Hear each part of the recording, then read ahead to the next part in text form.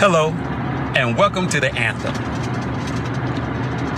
My name is FierceSoul. That represents the essence of empowerment. Now, the government name, as people may call it, is Nathaniel Burrell Dyer. I'm really excited about my first show. It deals with, the main focus is education. But of course, education touches on things as it relates to development, business. Education is education. All the branches extend from it. But it's about making sure that our young people have all the essential tools for success and nothing less. So instead of starting the show off being really heavy, I decided, I need to introduce myself. Let you know who I am, what I have done, but mainly what I've done. Because otherwise, what does it matter who I am if I'm just a whole lot of talk? So this show pretty much has a bunch of clips in it as far as the rallies, the successes that we've had. We advocated to halt school closings, which we saved, from my guesstimation, 10 out of 15 schools from closure. We restored bus services to the tune of $2.8 million. And we also dealt with situations of institutional racism. Welcome to the Anthem.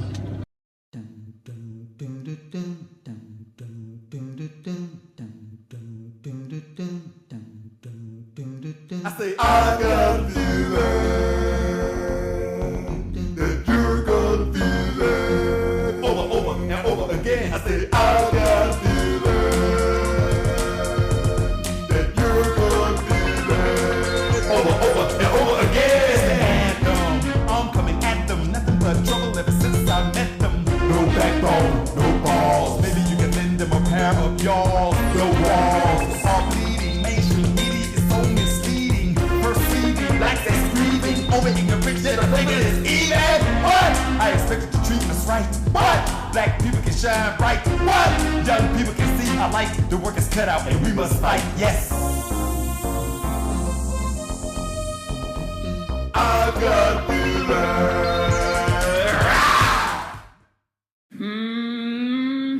Honk, honk. Good job, good buddy.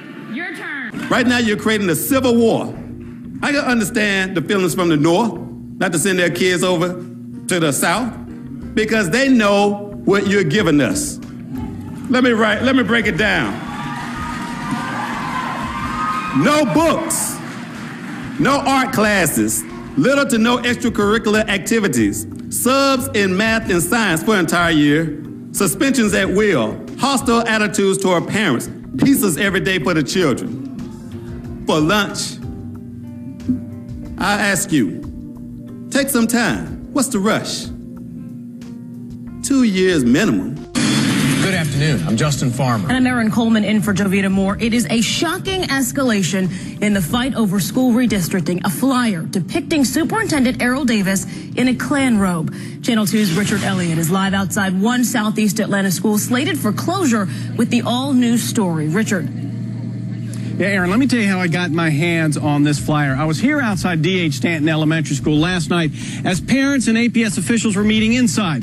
Parent walked up to me, handed me this flyer. She told me, I'm offended, and this is way over the top. So I tracked down the guy that created this flyer, found out he doesn't even have children at APS. Yeah, and I'll just be real. It's psychological warfare. We met Nathaniel Dyer outside Kennedy Middle School, another school recommended for closure by Superintendent Errol Davis. Dyer admitted to printing up and handing out this controversial flyer showing Davis in Klan robes, claiming Davis is erasing black schools. There are different tactics when it comes to warfare, to standing up for certain things. I know what works best for me, and I've been in the fight for a long period of time. Someone passed out the flyer during this rally to keep D.H. Stanton off that closure list, but D.H. Stanton supporters like Reverend Claiborne Jones of Emmaus House were very quick to condemn it and Dyer's tactics. It had nothing to do with us. We need to get the word out that we completely condemn this particular brochure. I really think that's a little over the top. Joyce Grangen is a community activist supporting keeping Towns Elementary open. She didn't like the flyer either. While we don't agree with the superintendent's decisions, I definitely would not classify him as a Klansman. So I think that's a little much. But Dyer refuses to back down, no matter how much pressure he gets from school and neighborhood groups. I can respect their tactics, and I just have mine. I'm not asking them to sign off on it or anything like that. You see, I put my name on it, clearly. I'm not trying to hide or attach anyone to it. So what does Errol Davis and APS think about this flyer? Well, we don't know yet, because APS said when I called asking for a reaction, they said this is not worthy of comment. We're live in Southeast Atlanta. Richard Elliott, Channel 2 Action News. More details now on the redistricting plan. The superintendent released his final proposal this past weekend. It calls for 10 schools to close. The original recommendation would have closed 13 schools. District leaders held more than 70 meetings to get feedback on the redistricting plan. The final report acknowledges that the closures have a bigger effect in the southern part of the district. The debate over what to do about consolidating Atlanta public schools has at times been an ugly one. Last night at a meeting about redistricting, some people passed out these flyers depicting interim superintendent Errol Davis, who is African American, as a member of the Ku Klux Klan. Well, 11 Alive reported the flyer came from parents upset about district changes at D.H. Stanton Elementary. And since we aired that report, parents in the community have been frustrated at the real people who made the flyer and at 11 Alive for associating the flyer with parents in the community. It was, in fact, another group that was responsible for putting the flyer out, and we want to get the facts straight. Tonight, Blaine Alexander has more on a fiery debate. There are always at least two different approaches to any situation. This is the work that really makes a difference. The folks of Peoplestown chose this, a 12-page proposal outlining ways to improve D.H. Stanton Elementary School and why it should stay open. Our neighborhood leaders have been working together so long and so hard to put together a clear and actionable plan for Stanton. And then there's this. Shock factor. A half-page flyer that shows Superintendent Errol Davis's picture superimposed over what appears to be a KKK robe. But someone has to speak up. They're the handiwork of this man, Nathaniel Dyer, a self-described activist who's fought the redistricting plan from the first day it was revealed. He says the district's decision to close 10 schools is racially motivated. How could you think that it's appropriate to depict another African-American male wearing a KKK robe? Well, I would say as perception. There are black communities. Who does that and then you don't have a reference, a historical reference of Jim Crow or even, organizations like the Klan? So for the past week, he's been handing these out at meetings, APS headquarters, and at last night's public meeting to save D.H. Stanton, to the displeasure of many in the community. The flyer is a distraction. I want to be clear that no one associated with our neighborhood had anything to do with the flyers that were distributed. We feel that that kind of attack is counterproductive. I put my name on it. It was not my intent to offend any of them. In Southeast Atlanta, Blaine Alexander, 11 Alive News. Can you hear me? Yes. Just take the mic, brother. That's Mike.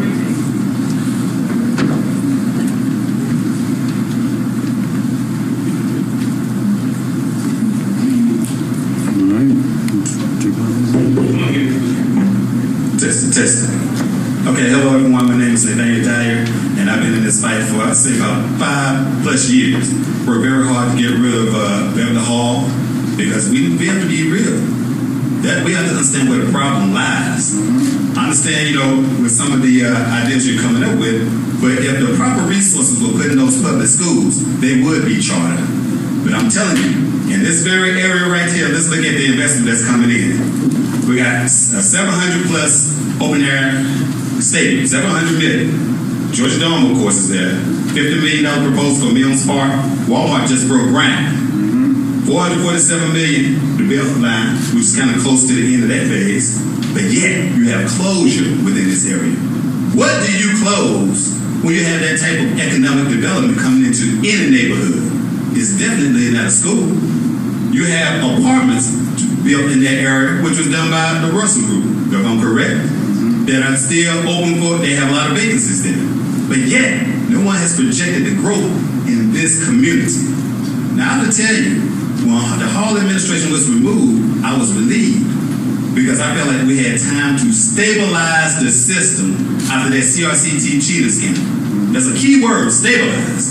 Now, I understand that some schools must close, but what's the rush? If we stabilize our schools, work with the small population that exists, well, guess what? Our young people can come up to speed. But what APS does, they tout not make peak performance, low performance schools, all in the black areas. So it makes the north side look like they're succeeding because that's where they're putting the resources. Do the research. The resources are going to the north. I tell you, no books in classrooms for the entire year. Substitute teachers of math and science. Parents are faced with 2 worksheets to help their kids out. So when they go to the school to complain, well, guess what? They're either hauled off to jail or antagonized. And then people wonder why there's no parental involvement in the black community. I have no children, but I consider other people my own, children my own. But yet, they rail against me. So understand this. I'm not an administrator. I'm not on the payroll. I don't have kids. So there's no reason for me to come to you and lie. I broke this down so that the community could see. Because the maps that they had were convoluted, and it was hard to determine what was happening. Close. But yet, Kennedy Middle School here is slated through a SPLOST to get $3 million, which I feel like it goes to something else other than a pool.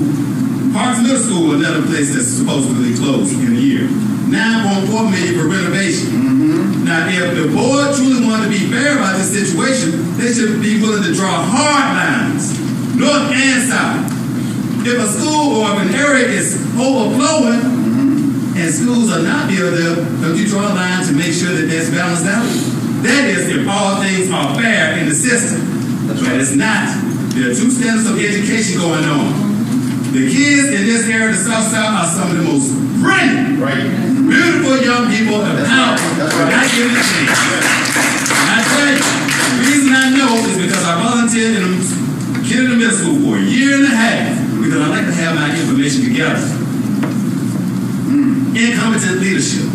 Talk to Hall and her and all seeing those people about it. Even Katim Hill. But now listen, she got fired. Then this guy comes in, Lucius Brown. He's out behind the scandal. I'm telling you, don't accept education that's fair for everyone. There are 2 standards on our side. If we focus on just the basic premise of education in our communities, in our backyard, our young people will truly succeed. I'm telling you. It's a plan. It's a plan. All of this development, but yet closed. Now, I've been in business since 2000. My whole thing is marketing and branding. You don't close anything with that type of development coming in. But then let's look at this new person that they put in. Let's talk about stability of the system. I'll be winding up. Let's talk about stability of the system. CRCT cheater scandal, new superintendent. Redistricting, new superintendent. How long is Davis going to be around to clean up this mess?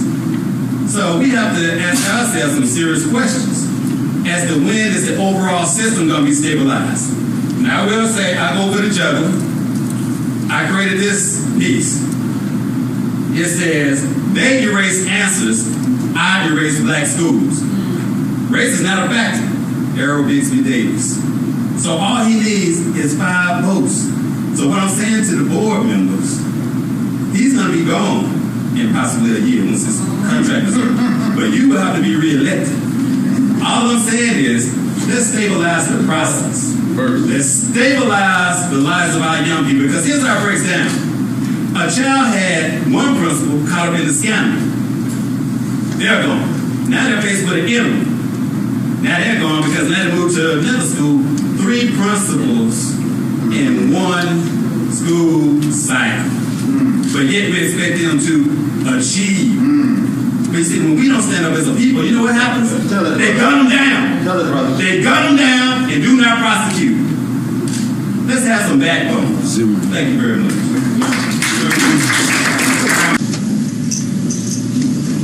The North is expanding, building, and growing, but the South is crumbling. Thanks to you. What have you given us? Cheating scandal? No stability. What happened to building credibility and making great decisions like this? What happened to taking the time to reassess where you are as a board instead of moving forward making decisions on the backs of young people? I think it's totally ridiculous.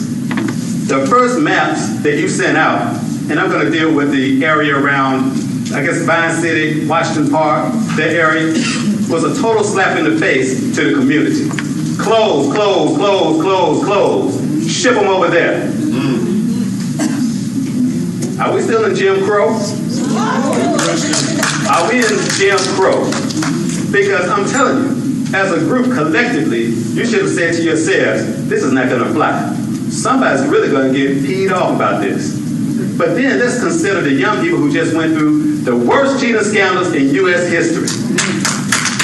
What about stabilizing their lives? I did not see one campaign saying, it's not your fault.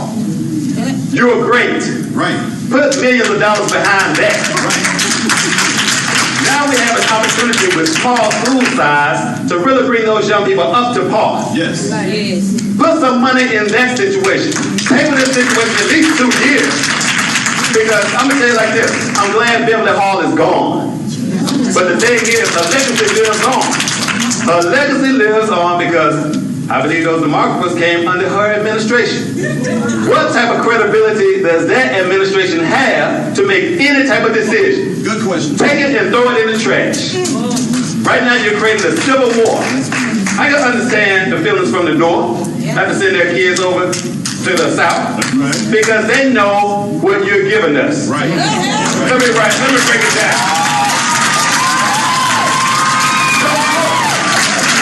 No art classes. Little to no extracurricular activities. Subs in math and science for an entire year. Suspensions at will. Hostile attitudes toward parents.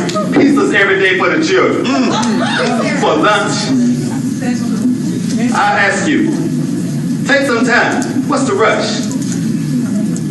2 years minimum. It seems overwhelming that the decision is, hey, we're not ready for this. How do you combine a cheating scandal, redistricting, then moving schools? I'm going to just say this. I cannot remember one thing that APS has done that's been successful towards young people. I cannot remember anything, at least on the South Side. Let's just be real. Now, we voted you guys in because we felt like you had the children's hearts and souls in mind. But you're showing total disregard at this point in time. Total disregard. I think you talked about 60,000 seats, 47,000 students. Those young people have personalities, souls, visions, right, which equate to a great future if we take time to recognize them. Take time, man. Take time. Have we talked to the young people about this situation? Do you even care about how they feel? Do you think they want to move around from school to school? Let's take one scenario. A child's school was part of the cheating scandal. That principal was fired. Interim principal comes in. That's 2 changes. Now they're moving to another school, 3 changes within the span of a year and a half. How fair is that? And then you're moving them without any type of campaign saying, oh, we're not closing the school down because it was part of the cheating scandal. Oh, we're not closing that school down because we don't think you can accomplish great things. No conversation, just ship them off. But then you expect them to excel. AYP, all these different levels. Now we have the opportunity to truly do something right for our young people. Let's get the system stabilized. If you stabilize the system, people probably wouldn't have a big deal about North and South. Because in one school system, shouldn't they all be balanced and level? Balanced and level. Sure, Sure, you're going to lose a couple of dollars, but look at this incidental that just happened, paying teachers who aren't on the clock $600,000 a month. Now, if they're off the clock and getting paid, let's put some towards our children who are on it every day trying to find a right route to success. Okay? Right. So, to sum it up,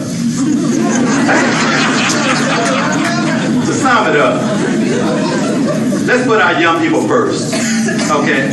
Let's take an assessment of where they are, where their souls are. Right now, they've been through some tough things. I say, even the schools that didn't cheat are affected because they're part of the same school system. We need to look at them holistically. If one school has art, let the other school have art.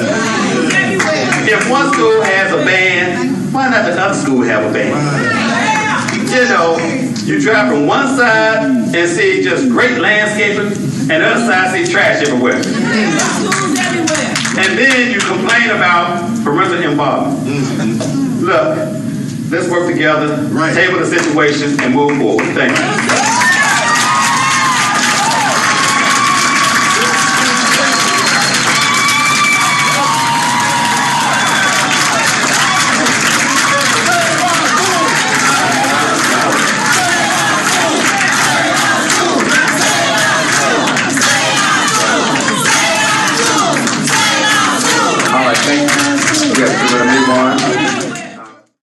As the sparks were flying at the Atlanta School Board meeting last night, parents and community members upset about plans to close 13 schools. Donna Lowry's here this morning to talk about that. Good morning, Donna. Good morning. Several hundred people were at the board meeting last night. About a third were there to thank Superintendent Errol Davis for his plan. The other two-thirds not as happy. Most of the people who don't like the plan live on Atlanta's south side. That's where the proposal to close schools hits the hardest. We spoke to Superintendent Davis about his choices. Often you had some choices where there was really no, the choice did not leap out at you, but the only choice is that you couldn't afford all of them, and you had to close one. Now, the plan should be finalized in the next couple of months and put into place for next year, the 2012-2013 school year. Karen? All right, Donna, thank you so much. Now, we want to dig deeper into this debate of this issue with the superintendent's plan. Is it a good one? I'm joined this morning by two Atlanta community members. Nate Dyer lives in the Herndon Elementary District, which is one of those schools facing closure. Thomas Cox is a parent of two Grady High Schoolers who's actually in favor of the closings. I want to thank you both for joining us this morning. Mr. Dyer, I want to start with you. What is your argument for keeping Herndon and other schools open? Well, for one thing, those school is the foundation of community. And with the recent cheating scandal, it's just too much too soon. I think they should take time they should table that decision and let young people become whole. They're saying too many empty classrooms, too many empty seats, and it costs a lot to heat and cool. What are your comments on that? Well, look at the salaries that they're paying for teachers who are not in the classroom. I mean, there are so many incidentals that APS is faced with on a yearly basis. When have they ever shown that money management is important? Mr. Cox is also there. You think some of these schools should be closed. Why is that? Well, our public officials often are faced with making decisions based on circumstances of limited resources. And I think that in this instance, you've got to make sure that the resources are properly applied so that all the children of Atlanta are taken care of. And in some instances, that requires difficult decisions. And in this instance, that means school closures. Now, you are lucky in that your school won't be closing. Grady doing fine. But can you imagine one of the parents where, they're going to see their community school closing its doors? I can, and I understand the fact that that's a difficult decision. I do believe that our public officials, when they make school closure decisions, should not only be looking at current needs, but also should be looking at future trends, and they should consult with demographers, academic institutions, and others to make sure that the closure decision is the best decision in the long term. Mr. Dyer, back to you now. You organized a big rally yesterday, had some other local community members there. What are the opinions from them on this plan? Well, the opinion is they're totally against it. For one thing, he stated that, the guest, that there are certain resources that schools are afforded. The schools on the south side have little to no resources, and they are all in the same district. why do you think the cheating scandal occurred? Because there was no true regimen of education going on. I mean, no books. They have worksheets to take home. I mean, 2 sheets. So how's a child to develop steady habits going into high school? But yet APS touts success in AYP and passing CRCT. So people need to understand that there is a true imbalance of just funds and resources put into those communities. Very quickly, you agree with that or disagree? I think it's unfair to merge the cheating scandal with this issue. That's an apples and oranges issue. This is an issue of resource distribution that impacts a child before they enter the door of a classroom. The cheating scandal, of course, is something that happened in the past, but certainly is something we need to move forward. Quickly, yeah, Mr. Dyer. Let's not forget about the CRCT cheating scandal. There are children with A's and B's who can't read or write. So the cheating scandal, please, that's a smokescreen. When you get down to the nitty-gritty of what's really going on in those classrooms, no books, you have to, kids with A's and B's who can't read, no resources, little to no exposure, no books. So the apples and oranges, they're all fruits, okay? Thank you. All right, Mr. Dyer, Mr. Cox, I need to end it there. Thank you both for joining us. We can continue this debate all morning long. Now, as Donna said, the board hopes to have all of this finalized in the next couple of months. We will, of course, keep you posted.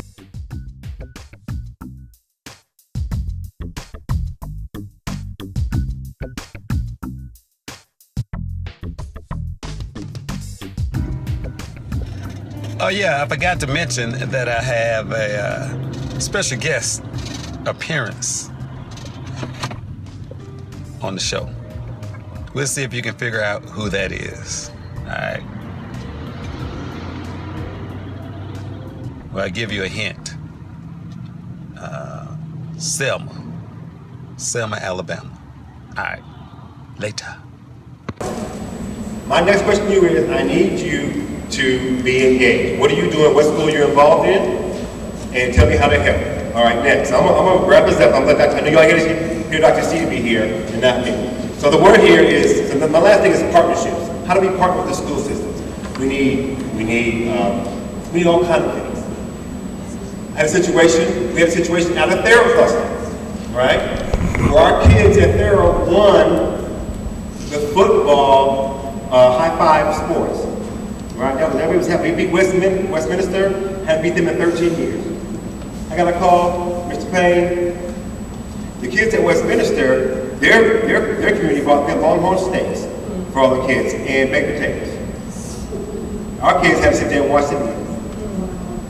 I can't even, I'm trying to get some money up for Subway for our children. I said, Subway? Now, Kroger, over there at Greenbrier, we spend $55 million a year at that program. We spend $51 million at the program right over here. That's $106 million. And somebody can't give us some steaks for our children? I have a problem with that. I'm not going to be happy and cajoled. These kids are hurting, they're crying, they need help. Okay? So, partnerships. Go talk to the program manager. I know, Shauna, you do it, I do it. We go to the deli manager. We get stuff for the deli manager. We all can do something to help these children. So we did get Subway sandwich for the kids up there, right? Good news. Woo. We got Subway for them. It was $800. We only had $300. The principal put another $500 up themselves. Okay, that's a problem. So with that being said, I'm gonna let Dr. C with her happy hands and all that stuff. She's gonna warm the crowd up. Right, I'm not here to warm you up, all right? I'm making the job hard for her. Right? Now, last Thursday, state the district address, and I was a little upset. To show some respect to other people. Clap. Okay? So. I got a feeling that you're gonna feel it. Black people who sweat it deep when it boils down to it, you're feeling quite weak. No vision in your plight. You pray every night, you refuse to fight. What's right? What's wrong? So agitated by a powerful song. It's strong like as I or FierceSoul, baby, till the day I die. So real, so nice. I'm fighting for the youth and it feels so right. At night, before I lay, even revolutionaries kneel and pray. Heavenly Father, please look out for the strong, for the weak are great in number. You know,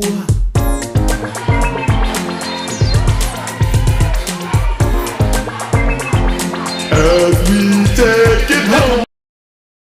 Deteriorated, dilapidated homes here. Sharon Banks says it's the fear only a parent can understand. It's the fear that my child will get snatched, raped, or killed. Banks lives within a mile of Bethune Elementary School. That means her kids will no longer get a courtesy bus ride to school. Currently without a car, she already has to arrange her own carpools. Now she'll try to get rides for her kids. And when that fails... So I'm an overprotective parent.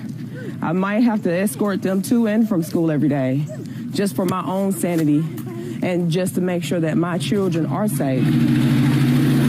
It's about an hour round trip for her in the morning and afternoon, and she doesn't like what she sees along the way. We have sidewalks that's blocked, therefore pushing the children into oncoming traffic. I can absolutely get up here and hide behind this bush, and you will not see me. As you can see, no visible sidewalks.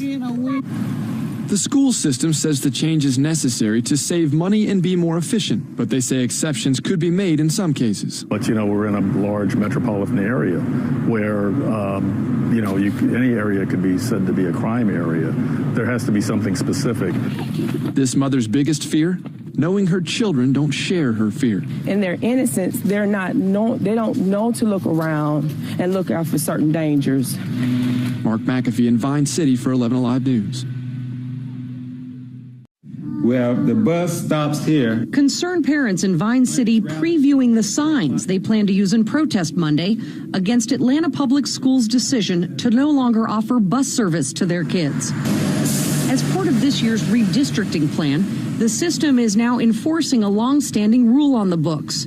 Students who live within a mile to a mile and a half of their schools will be walking. But in Vine City, parents are not okay with that. That's a long walk for a preschooler or a kindergartner or any child in the 5th grade. Sharon Banks has 6-year-old twins and an 8-year-old daughter. She suggested we drive the proposed walking route, and we saw her concerns. A boarded up business, abandoned homes, overgrown lots, and according to law enforcement records, a number of registered sex offenders live in the area. Between the time your child leave home and the time your child get to school, anything could happen. Anything can happen. What's frustrating to these parents is that last year kids had a bus taking them to their school, Bethune Elementary on busy Northside Drive. But as part of the redistricting, the only bus in the area is used to transport students who live farther away. And yet they say that bus passes right by their kids walking the same route. According to the school district, it will make exceptions to the walk zone limits on a case-by-case basis. All parents and guardians have to do is state their concerns. The district will look into the issue and make a determination. These parents plan to articulate their concerns at a planned protest Monday afternoon at APS headquarters, right before the school board meeting. In Vine City, Duffy Dixon, 11 Alive News. Anger in the community tonight over a recently imposed bus route system, which many parents say is leaving their children in danger. Fox 5's George Franco is at the Atlanta Public School System tonight, where parents have protested this afternoon. George? Yeah, Doug, and that protest taking place right now in front of the Atlanta Public School System headquarters is all about the distance children now have to walk to school under newly imposed guidelines. Concerned parents are protesting against the policy which states students in elementary school will not be provided bus service if they live within 1 mile or less from school. Students in middle to high schools don't get a bus ride if they live within 1.5 miles of school. One local PTA president showed us what it was like for kids walking a half mile to school to J. Scott Elementary in northwest Atlanta. She, like other parents, say the school district is putting students' safety at risk. As you can see, there's no sidewalk. When you get to the top of the hill, there's no school crossing guard. So, you know, the kids going to be kids, and they're going to try to dodge the traffic. That's a situation where they could warrant a bus there if they have to walk in the street. There's no way around these obstructions for children. So, you know, that's what make an exception. So, some parents are being told that there are exceptions exceptions to the rule, and they're asked to check with the district's transportation division to make an inquiry about those exceptions. The board, we understand, have been told about the problems with this school busing policy, but they're not expected to take any action on it at tonight's meeting. However, these parents and others who are already inside the board meeting say they're going to give board members an earful. Reporting live this afternoon from APS headquarters in downtown Atlanta, I'm George Franco, Fox 5 News. George, thanks for the latest there. Parents and their children angry and frustrated to the point of tears. At issue is whether the Atlanta public school system can continue to bus their children when they live less than a mile from school. Well, parents and children were saying last night that they are too afraid to make that walk because of crime and traffic and other dangers. She told me today, she said, Mama, I don't even want to go to school anymore if we have to walk. I mean, until you guys walk that neighborhood, walk those streets, walk Astor Avenue, see all these abandoned houses, these shrubs everywhere, these sidewalks that are cracked. You won't understand how these kids feel. The parents are scared to walk the neighborhood, so imagine what someone's child feel like. You guys need to come and check out the community. Matter of fact, I'm going to challenge you. First thing tomorrow to be out there with the prostitutes and the pimps and the drug dealers and the parents. Will we walk our children to school? So at that, the school board members voted unanimously to put the issue on the agenda, and they instructed the superintendent to come back to them within 2 days. On Wednesday, the superintendent is going to tell the school board members exactly where he believes the most hazardous areas are in the city of Atlanta, too hazardous for children to make that walk to and from school. And he's going to tell the board members how quickly he can get buses to those children. It all won't happen right away, but he says it will happen. From Atlanta Public School headquarters in downtown Atlanta, John Schierick, 11 Alive News.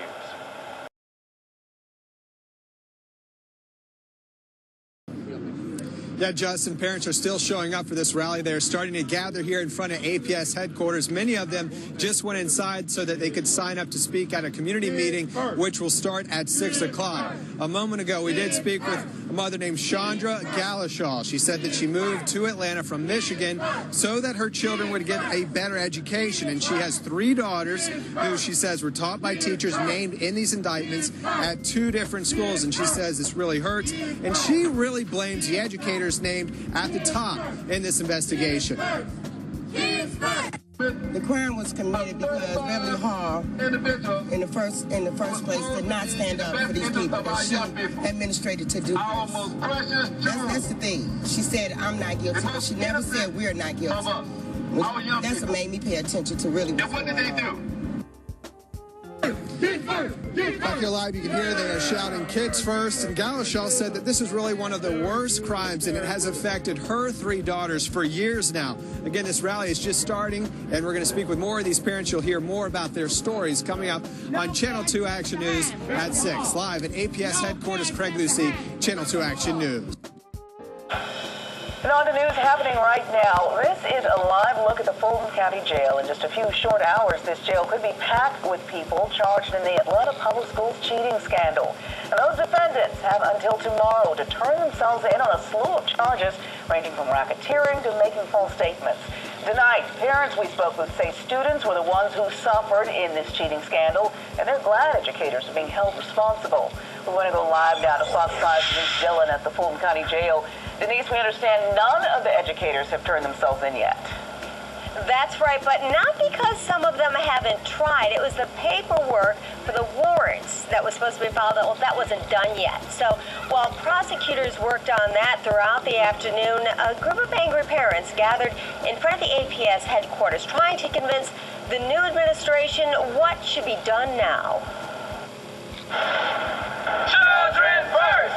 Children first!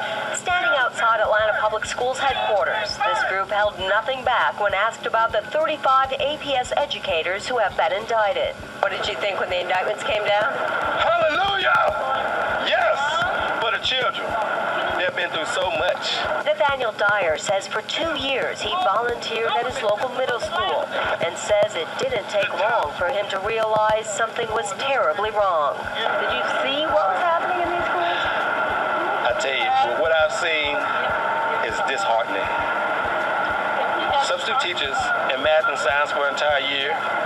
And then when you bring it to the administrators, tried to work with them, and they railed against me, a volunteer in the community. Shauna Hayes Tavares says she has seen firsthand how the actions of the administrators have affected the students. All my children attended two of the schools that were on the highest level of cheating scandal. She says her 4 children all went to Atlanta Public Schools. When her son transferred from an APS school to another system, his CRCT score dropped by a dramatic 50 points.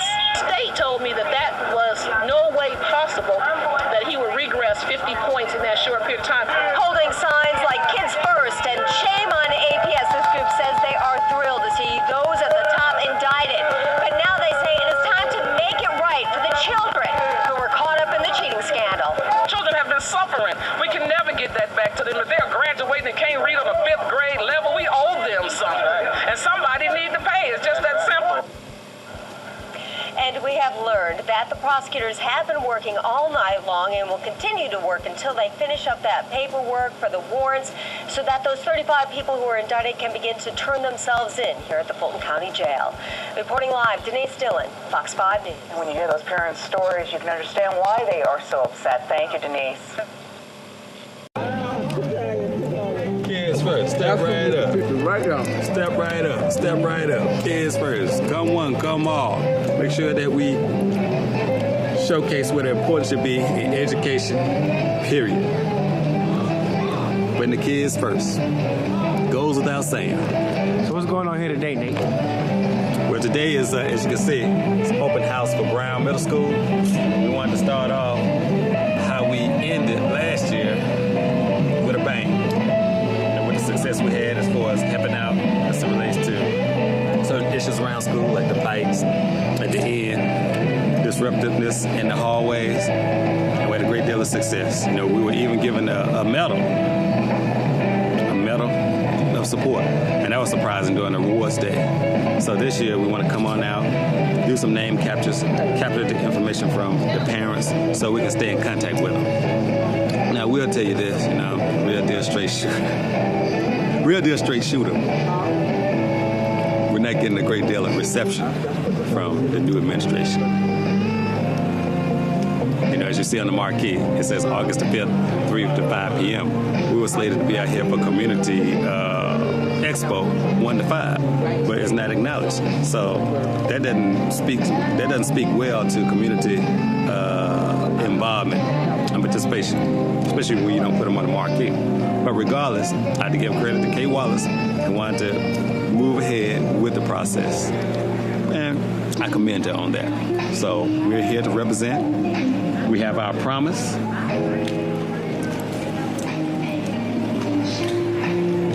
The Kids First promise. Right now, here's our tentative slogan: the authority on enhancing the lives of children. We're the authority. We're the authority. It says the Kids First promise. And this is what we urging the staff, of course, the leaders of the school district, your school principal, teachers, and staff promise to respect you as a person, speak a language of success, provide books, tools, and resources to help you learn, provide high-quality teachers to instruct you, listen to you, teach you, and exhaust all possibilities to reach you, challenge you to be your best, and expose you to the joy of lifelong learning. Develop your critical thinking skills. Engage your parents, guardians in your learning journey. Provide a safe, calm, and disciplined learning environment, a bully-free school environment and experience. Provide uninterrupted instruction time. Communicate with you first when there is a problem with your behavior, and give you a chance to self-correct before taking further action. Consider the potential safety, consequences, and well-being of others when making decisions regarding your behavior. Encourage you to strive and excel in all you do. So we feel like if they pay attention to this and go by this, kids will excel all day because it's nurturing, love, and care involved. And whether they like it or not, they're going to do it. And we have to put the hammer on.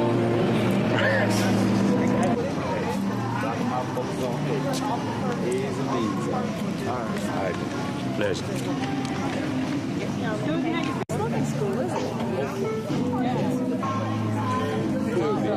know, on Sunday there's churches. Did you know that? Yeah, I think until November. November there's a church that holds services right in this space. Where do you live?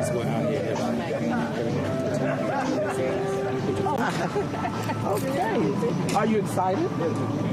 All right. I see you getting that hair ready, huh?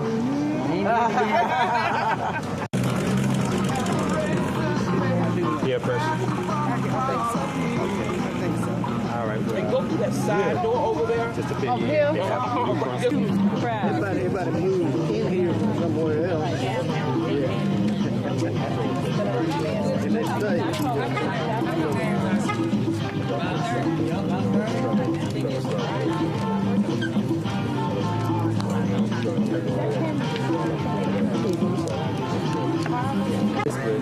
We're kind of like, we've been dealing with Atlanta Public Schools for a long period of time, and just make sure that she's getting the proper resources and treatment. I want him to come in. Oh, I definitely did. Yeah, so.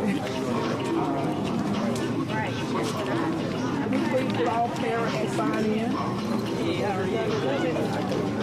Sign just your name, email address, and phone number. All parents sign in. I don't want to see you. Pardon me? I just want to see you. Good to see you. Good to see you. How you doing? Hey, Commander over here. This is great, y'all are out here early, getting everybody ready for school. I don't know how excited the kids are about school. Well, y'all look excited. How you doing? How you doing? All right, all right. She wants to know when you're going to get put your signs up. Oh, get it.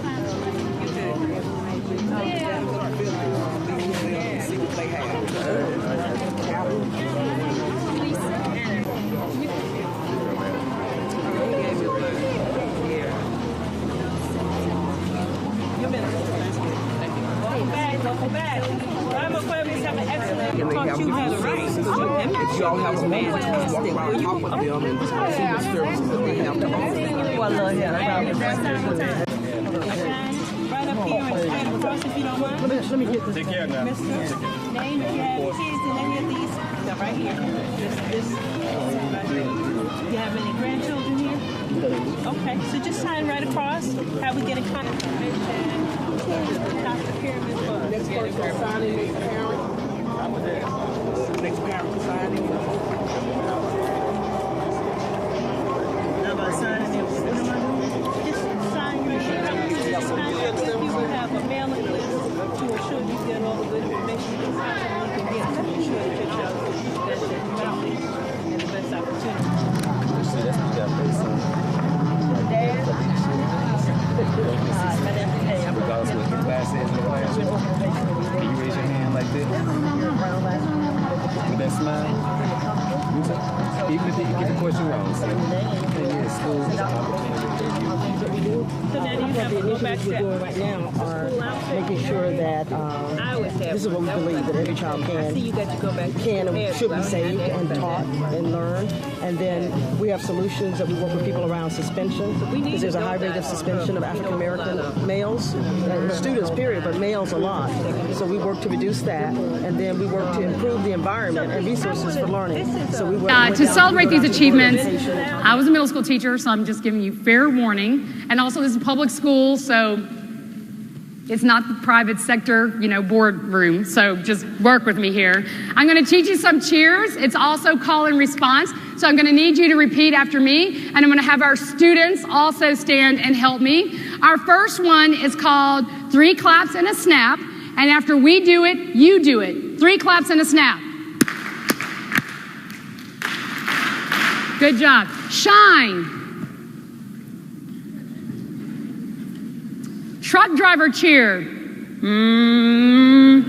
Honk, honk. Good job, good buddy. Your turn.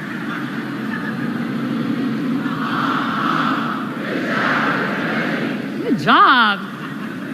McDonald's cheer. Ba-da-ba-ba-ba. I'm loving it. You ready? Your turn. Great. A round of applause. Great. Our next one is called Firecracker.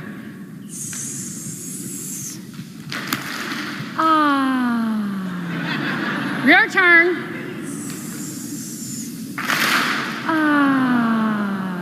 Kiss your brain.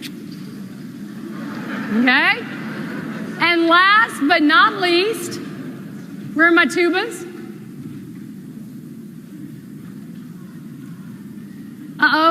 I lost my tubas. Okay, so here it goes. Y'all do it first. Come on, I'm on a time crunch. Go.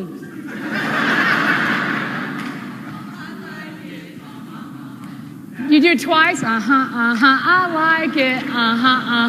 Okay, that's it. Mr. Dyer, and Mr. Dyer will be followed by Mr. John Lewis.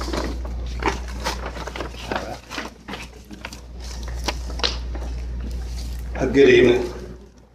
We have a sign that's pretty beat up. It pretty much represents the development coming to the area behind City English Avenue. And I brought a special guest, Mr. Andy Young, who needs to shut up when it comes to our young people. They're guilty, and half of the people who may please are going to testify against them. So case closed. They want to move on to the business at hand. Last meeting, we handed out a proposal, comprehensive proposal with each one of your names on it. Now, I guess if I would put buffoon on it, you would know who it was going to. Because I'm telling you, to get no response whatsoever, no response is a serious level of disrespect. Not only for us, but the children in the area. $4.5 billion minimum of development. And the main piece is the stadium. When do you close anything with that level of development coming in? Of course, to close black schools on black children in poor neighborhoods. Look at the models around the country. So the reason Washington is having those problems, well, let's start at the beginning. Bethune Elementary, 1153 out of 1155. But then you bring in a superintendent, who basically, in my opinion, if they don't renew your contract, you are fired. You pick up the damaged goods. You have a mayor who says he wants to offer 600. One more thing. I have an additional 2 minutes, Mr. There he is. Okay. So 4 minutes. What's his name? My name is John Lewis, co-chairperson of the Vine City English Avenue Coalition and chairperson of the Education Department from the NPUL. Thank you. Okay, thank you. And at the conclusion of your time, Nate, I'll add on 2 minutes. Okay, I appreciate it. Okay, where am I? Sound like I lost about 30 minutes. All right. Okay. Bethune Elementary, 1153 out of 1155, and it took you 2 years to get rid of the person. But one thing, we have a CRCT cheating scandal that, hey, you got 7 more years. Forget about distancing yourself from it. You have 7 more years because it was exposed in 2009. Add 12 to that for a child finishing high school. 12 years plus 2009 is 2021. So get real. Come to reality. And let's look at what's been put in place for those kids. Little to no remediation whatsoever. You can do the same thing that charter schools do, extended day, etc. Put in books, invite parents in, but you refuse to do it. What you do is you take our newly refurbished schools and you look at them, basically they're charter. Isn't that right, Mr. Byron Amos, charter task force person? Mr. English, you go to Frederick, you graduate from Frederick Douglass. This affects your area as well. We came up with an option where Bethune could be a cash cow for Kennedy, Washington, even for the Frederick Douglass cluster. Because we don't have, the amenities of North Atlanta, Grady, Maynard Jackson. We have to do the best we can with what we have to work with. But you're closing it in the midst of prime development, but yet you want to allow it to fall off the calendar. We have 2 opportunities tonight and next month for you all to vote on this resolution. Now you can have a backbone or be the cowards that you are. And I'm gonna tell you, I understand why Ms. Carr is not here, Carr Steppen, whoever. Because if she's not involved, it's not on her watch. But believe me, it is. Because she answers to you guys. And I tell you, you let this school close. it's going to be hell on you. Now, I appreciate Mr. Davis. He's on his way out. He won't have to worry about it. Of course, he set this thing in motion. Yes, he did. He set it in motion. The ugly element of redistricting. How dare you take kids who suffer from the worst cheating scandal in the U.S., in the history of the U.S., and close the school on them, and then lump them together, and then you have no tracking mechanisms. Look at Brown Middle School. Please look at Brown Middle School right now. 346 fights to this day in one school year. Ask me how I got the word, because people talk to me. Look at the suspension rates when you're under a mandate to stop that. 1.5 million, if I'm correct, taken from special needs. But look what you do with it. Bring in behavior specialists who are nowhere in the cycle of effectiveness. Because when kids get into problems, they send them to the office and they get suspended. Right. See, no counselor and then a behavior specialist. So my thing is this. If you're truly concerned about equity in the district, have a backbone, keep this school open so we can have Bethune, Kennedy, and Washington on higher heights for success. Thank you.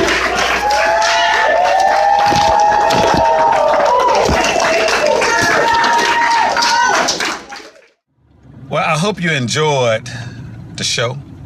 Like I said, I didn't want to be too heavy, coming down with a whole lot of talk without you understanding who I am and how I roll for our young people. Our young black boys are under attack. You know, the governor has this opportunity school district thing going on. This new superintendent has this charter system, which in my opinion, only 3 clusters are ready for it. Grady, North Atlanta, and Maynard-Jackson. And I threw Maynard-Jackson in there because it's being gentrified. And North Atlanta and Grady, they're gonna wrap their arms around that school. And I tell her how it is. So she's coming in with that as a new set of standards. And, you know, how do you set yourself up for new standards and you haven't put in a serious remediation plan for the school system after the worst cheating scandal? It boggles my mind.